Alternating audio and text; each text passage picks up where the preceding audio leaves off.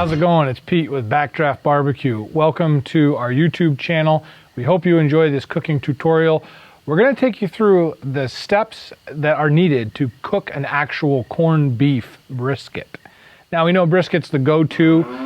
For those that are just starting out in the smoking world, it can be a little scary to cook a brisket, but the corned beef brisket shouldn't scare you because it's corned beef. You wonder how corned beef got its name and all that stuff. Well, back in the day, before refrigeration, people used to use salt to preserve things. Corned beef was called corned beef because the salt pellets they used were about the size of a kernel of corn. And so they used this salt as a preservative, bada bing, bada boom, and then we have corned beef brisket. Nowadays, you know, brisket that's corned or it's been brined is pretty salty. So, you know, it gives that unique flavor. What we're going to do today, though, is we're going to use a big green egg, and we're actually going to smoke it. And we're going to do it New England style, bub, because that's where we are. We're up here in New England. And we're going to show you guys how to cook it. Now, one of my go-to favorite things on the big green egg is a Dutch oven. A Dutch oven. Man, they are the best. You can cook anything you want in a traditional smoker using one of these. So what I've done prior to starting this video is we've cut up some of the vegetables. We've got our cabbage and our carrots in here, but underneath this we do have a brisket somewhere in there. Holy mackerel, there's a lot of cabbage in here. And if you were to take this brisket and just huck it right in the smoker, you would find yourself being very disappointed because it is such a small cut of beef. Normally the corned beef brisket is usually just the point, just a small piece of the brisket. It's not like the normal brisket that you get the whole thing with the flat, the ends, and everything else. Also, corned beef briskets oftentimes are trimmed, so there's not a lot of fat on them. Now, you know when you're cooking a brisket, that fat cap is what makes the brisket oh so delicious.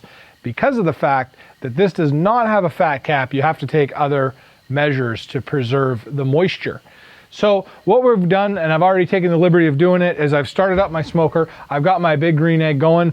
We're going to cook this at a target temperature of 350 degrees. And then once we get the egg up to temperature, we're going to put our whole Dutch oven right in. But the first thing we're going to do before we do that is add some spices and some liquids. So what I've done is I've mixed up a small batch of this spice mixture, and basically all this really is some dill, and I've got some peppercorns, and I've actually got some Himalayan sea salt crystals, the bigger ones, because they don't break down as much. I do also have some ground pepper in there as well. That's going to make it pretty delicious. So what we'll do is we'll go ahead and we'll just add that right to our pot. And then we got to add some liquid in.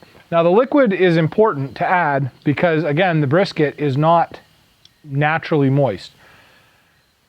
Beer is, bar none, the best thing that you can add to when you're cooking a brisket. And you might say, beer? Why would you add beer? Yes, your bub. The flavor profile that it adds to the beef is just, it's the best. And I like to use Shock Top, and I'll tell you the reason why I use this cheap beer. Because it's cheap. But also it has orange flavoring in it, or orange peel. And that orange flavor adds another nice kick to the beef that you'll be pleasantly surprised. So for this one, I'm gonna add 2 cans of it right to the mixture itself.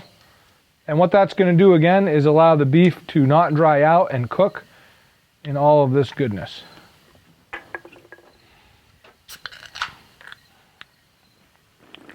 Hey! Not bad at all.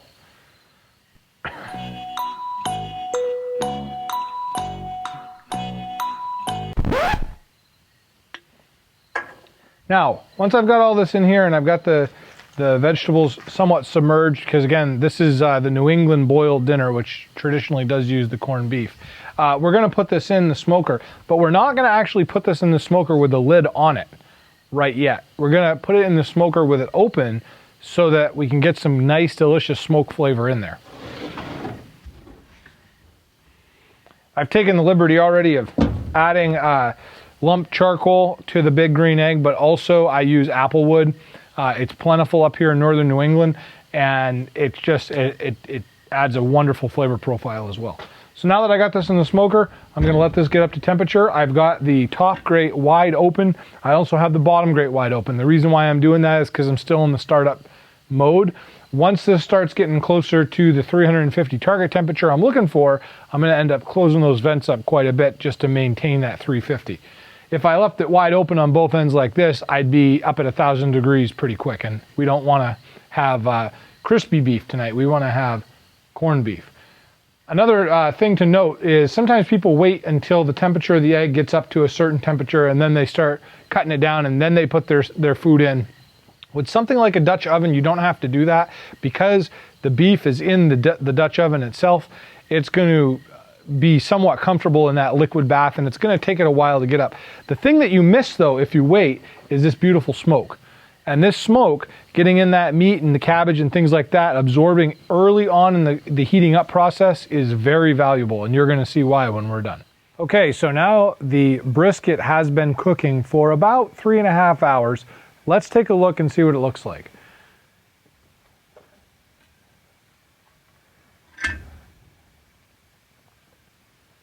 The great thing about the Dutch oven is it preserves moisture when you have the cover on it.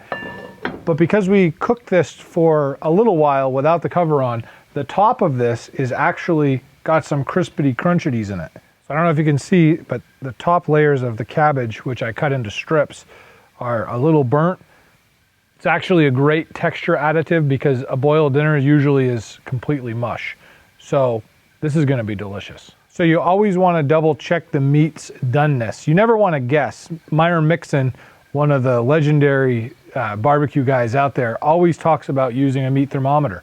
Now they make digital InstaPens and all these other, you know what, a simple regular thermometer works fantastic. So what I'm gonna do is I'm gonna go into the meat and I'm gonna see that the internal temperature of this brisket has reached 185. 185 is really what I want. This is not a fresh cut of meat. This is something that's been preserved in the store a while. And I'm up at 185 already right now. So I know this meat's gonna be done. The vegetables, of course, are done well before then, and with the spices that they've been marinating, it's gonna be delicious. Let's see how it looks when we cut it. Again, we just took this off the egg. It smells amazing. You can really smell the wonderful barbecue. Let's take a look and actually see what it looks like. We've got some of those crunchy vegetables up on the top again as well. So we'll take some of those, strain some out, a couple carrots.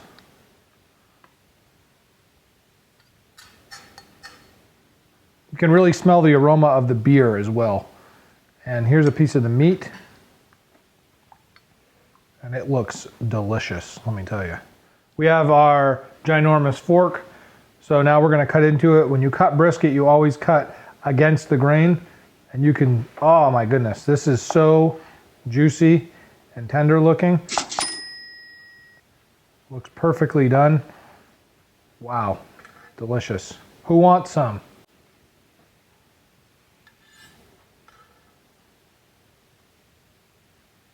Wow.